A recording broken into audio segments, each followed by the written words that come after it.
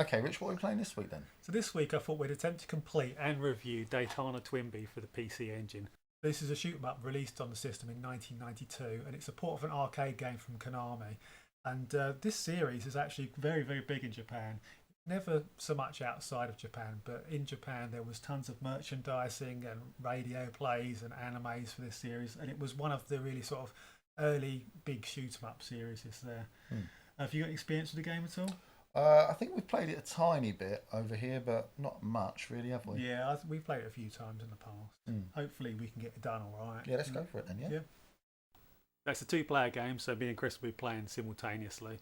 And this has sort of a somewhat infamous power-up system where you've got to keep shooting bells to change the colours, and then you pick up the corresponding power-ups. So it's quite tricky. Yeah.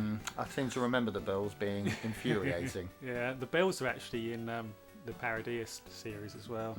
They sort of make a return, but they're not as integral to the gameplay on that as they are here.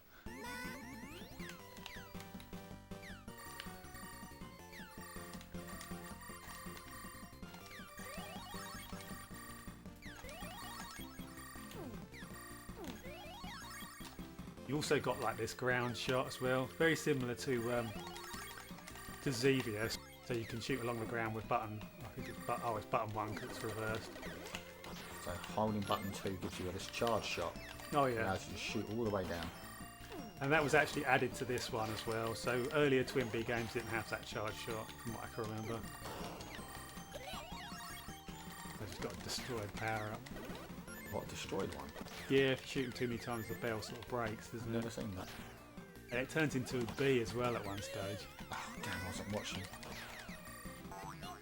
I think the game might actually be harder on 2 players because if you don't collect that, it kills you. Ah. It's a shame. He says don't collect it, it kills you, as it's killing me. Well, I know a whole lot of time. Well, the good thing about it is when you die and you come back, you do end up with a couple of power-ups as well. Yeah. Which is kind of useful.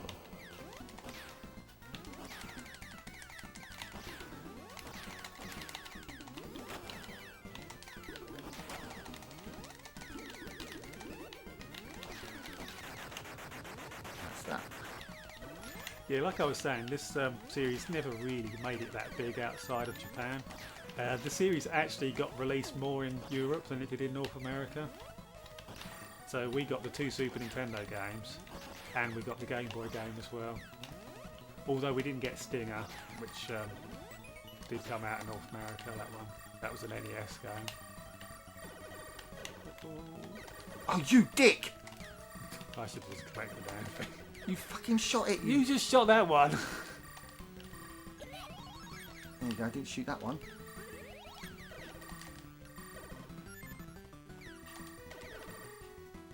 There's a lot of arguments in this one. Oh, did I? You Oh, just I shot had it to. yourself. I had to keep the other one going. Well, you didn't need the other one.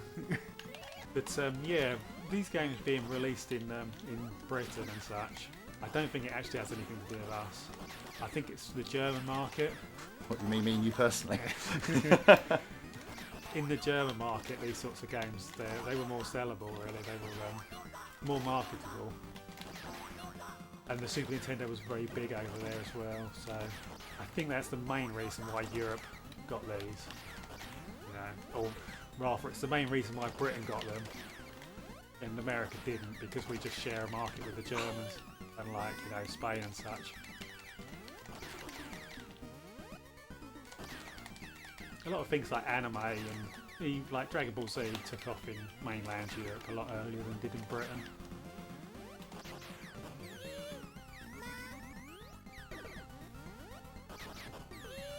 Oh, and I just spawned inside the ship without seeing. Oh, we gotta be careful here because we push each other.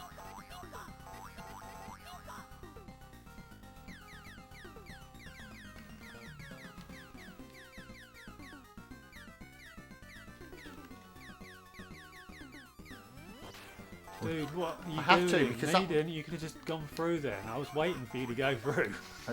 Balls. It doesn't matter, we did it all right anyway. I just pushed you through there.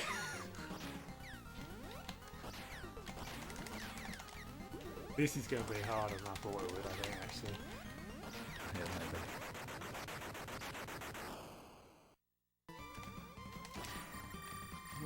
very lucky with your power-ups, aren't you? Look at that, they just spawn in me and I can't move anywhere. Oh jeez.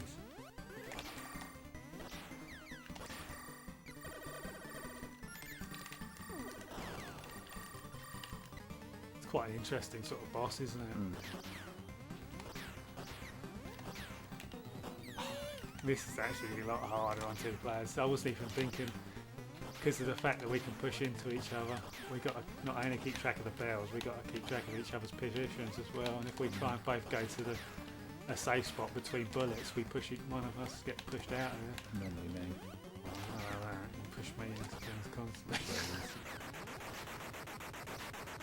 I think I've still got 2 continues left, hopefully, unless you've taken someone. I don't mind if you've taken them. I mean, this is a write-off, this one anyway, so at least we've got one where we both get to the...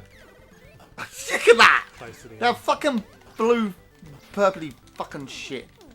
Yeah, but no more continues. You literally took all of my continues. I didn't use a continue in that. Right, let's go for it again then.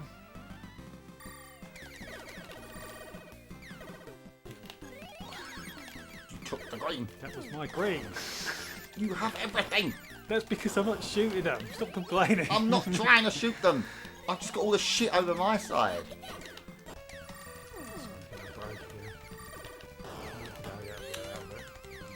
Right. Credit 2. Same. Use 1.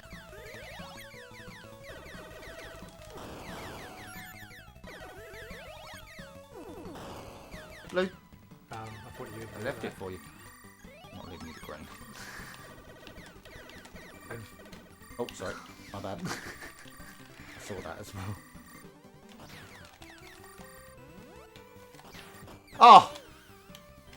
Oh, fucking hell. I am game over. These are quite nice, these little scenes, aren't they? Funny how they put a lot of work into those, obviously, didn't they? You know. But this game's actually missing a level as well, funnily enough. Sort of wonder if they didn't have all those scenes in, maybe they could have fit the whole game in there, you know? Maybe. I would doubt it though. They must have made that a consideration. I thought, no, we can't put it in much. We've got just enough space, not just enough, you know, we're just lacking, so we might as well put something in there. They might well have done that, yeah. Or they might have, because of how beloved the characters are and such in this game, you know, with the anime and things, maybe they felt that they needed to keep this presentation in, you know.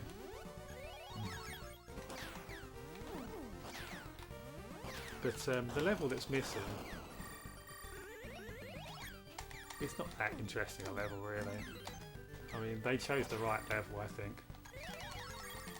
To admit, there's fuck all I was doing there. No fucking blows and a wall of bullets. 1 credit. Right, it's the last level. How many continues I got? I think you got 1. I've got 1 continue left as well. 2 lives, 1 continue.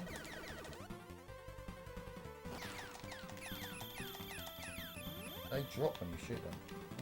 Yeah. Nasty. Red. Nice.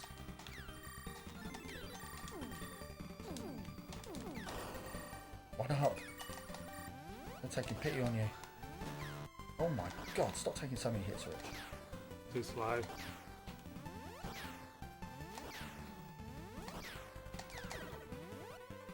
Oh, way too fucking slow here. Did I pick up a black? Yes. I heard a noise go vroom, vroom. I think you did. So you're even slower than normal now. That could be the end of... That could be the losing thing in the game now. Oh.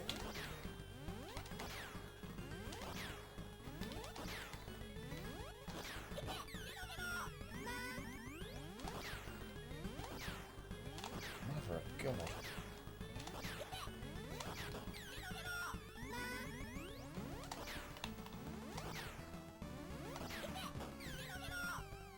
One credit. Stay in front of him, just absorb the bullets. As much as you can. Done it! Hey! I just had enough continues left to survive, didn't I? Are you sure it's done? Yeah, it's done. You do actually get there is two endings. Just like to point out, I've got 40,000 points. You've only got 20,000. I just died, didn't I? I mean, I've got 41,400. You've got 20,000 there. But I think there's two endings. I think if you go back to the start, it does like a harder run, and you get like a better ending. A harder run. If you do the whole game in a row. But yeah, I don't think we'll be doing that. No. It's super difficult. It's like famously difficult doing 2 runs on this, I think.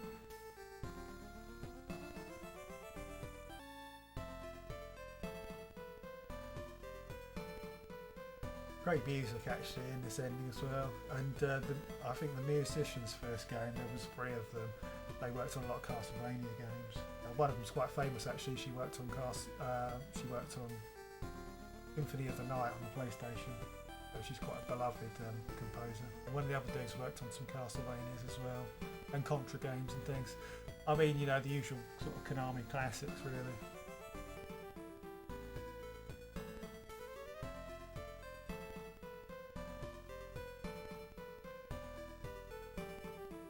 That's it. All right, Rich, what do you think of the game then?